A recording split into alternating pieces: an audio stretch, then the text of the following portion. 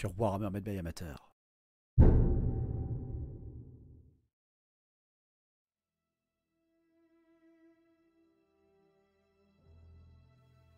Alors que le soleil du désert darde les intrus de ses rayons, le sable commence à s'agiter. Puis, des milliers de pointes de lance en jaillissent, comme une récolte maudite après une pluie de sang. Ce sont les légions immortelles de Nehekhara qui sortent du ventre de leur patrie.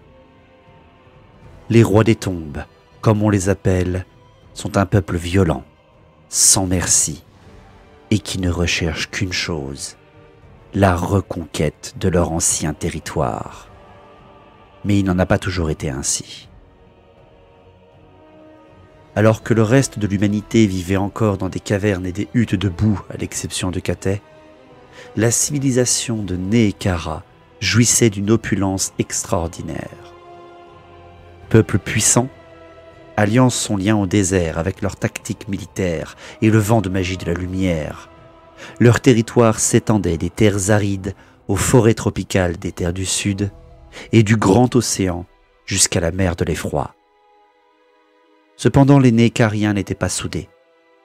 Plusieurs dizaines de rois régnaient sur différentes cités fortifiées ou sur des oasis stratégiques. Il fallut la naissance et la vision d'un seul homme, Settra.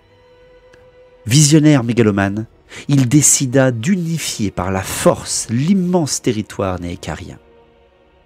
Après des années de guerre et de massacres, il réussit et, devenu le roi des rois, il ne désirait plus qu'une chose, battre même la mort.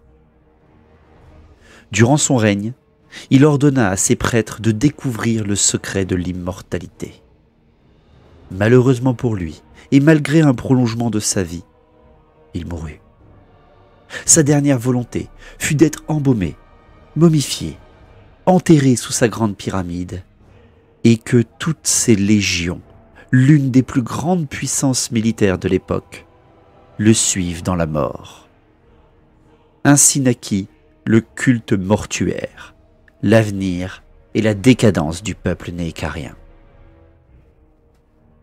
Après la mort de Settra, le peuple du désert ne put rester soudé, et l'orgueil du roi des rois inspira même la noblesse de tout Nehekhara, qui copia pendant des millénaires l'acte de l'embaumement, de la momification et le sacrifice volontaire des légions des sables.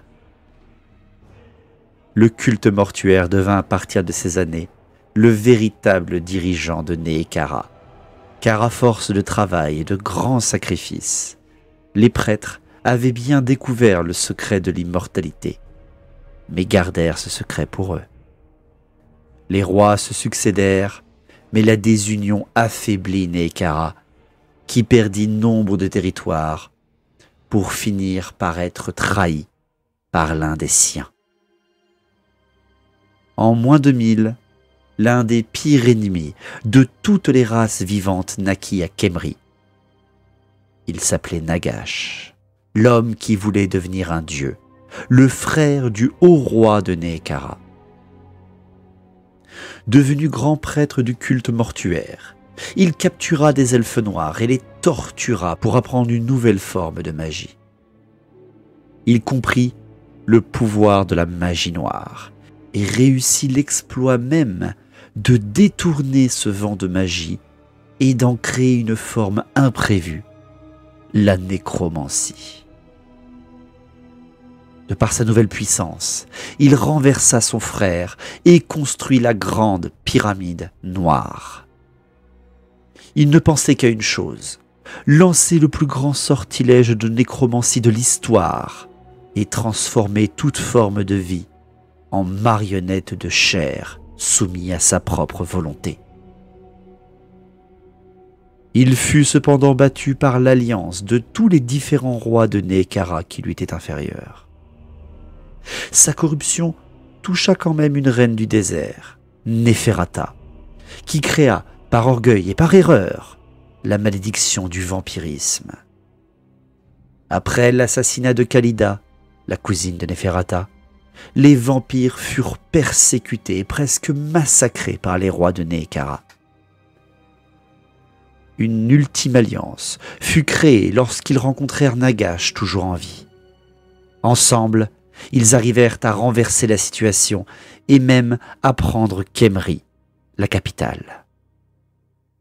Alcadizar, le haut roi de l'époque, fut emprisonné et ne put assister qu'à une chose, le grand sortilège de Nagash. Risquant de réussir son sort cataclysmique, même les forces du chaos ne purent laisser faire. Des hommes rats, agents de ses puissances, libérèrent Alcadizar, lui donnèrent une lame maudite faite de malpierre et lui permirent d'abattre Nagash alors qu'il libérait son sortilège. Le grand nécromancien fut détruit, mis à part sa main, mais son sortilège toucha tout de même une grande partie du territoire de Nehekhara. L'énergie de nécromancie s'insinua dans la terre et des sables sortirent les milliers de légions guidées par leurs rois embaumés et poussés par une seule volonté, régner à nouveau. À partir de cette époque, des milliers de rois découvrirent leur royaume contrôlé par des races extérieures, ou pire, par d'autres rois des tombes les ayant succédés. Des centaines de guerres internes commencèrent alors. Les tribus pauvertes rencontrèrent alors un nouvel adversaire. Les hordes d'ogres pillards furent massacrés. Et même les hommes expansionnistes comprirent leur erreur de s'être installés sur un territoire qui n'était pas le leur. Poussés par leur volonté, les légions immortelles de Nehekhara peuvent aligner des bataillons de guerriers squelettes prêts à répandre une fois de plus la mort au nom des rois implacables.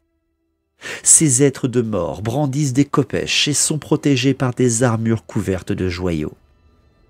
Ils montent des chevaux squelettiques, peuvent aligner des milliers d'archers morts-vivants ou des cohortes de chars, des armes de siège destructrices et même des bêtes de guerre gigantesques ou des félidés de pierre titanesques enchantés par magie. Que vous soyez un soldat aguerri ou un explorateur perdu, une armée des rois des tombes est terrifiante à contempler.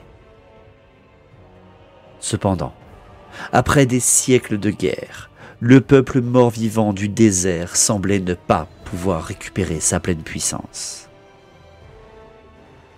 Mais l'éveil de plus en plus d'anciennes dynasties fit entrevoir un futur des plus conquérants pour les rois des tombes. En effet, poussé par la haine et la vengeance envers sa cousine, Khalida, la reine de Libaras, revint des limbes. De plus en plus d'anciens grands rois sortirent de leur tombe, jusqu'à ce qu'enfin, après plusieurs millénaires, Settra, le roi des rois, l'impérissable, s'éveille à nouveau. Sa colère fut sans précédent. Lui aussi avait été trompé par les prêtres liches qui lui avaient promis une vie éternelle bienheureuse et découvrit à son réveil son immense royaume morcelé et désuni. Depuis, à la tête de ses légions, il se lança dans une nouvelle ère de conquête. Le lion du désert souhaite reconquérir les terres qui lui appartenaient autrefois et forcer les usurpateurs du monde entier à s'agenouiller devant lui. Les rois des tombes sont l'un des peuples à la plus grande tragédie. Leur orgueil les a poussés à s'entre-déchirer. Ils furent trahis par leur propre sang et ne sont plus désormais guidés que par une seule chose, le désir de vengeance. Rien ne pourra les sauver. Seule la mort de tous leurs ennemis ou la fin de leur civilisation entière pourra leur apporter la paix.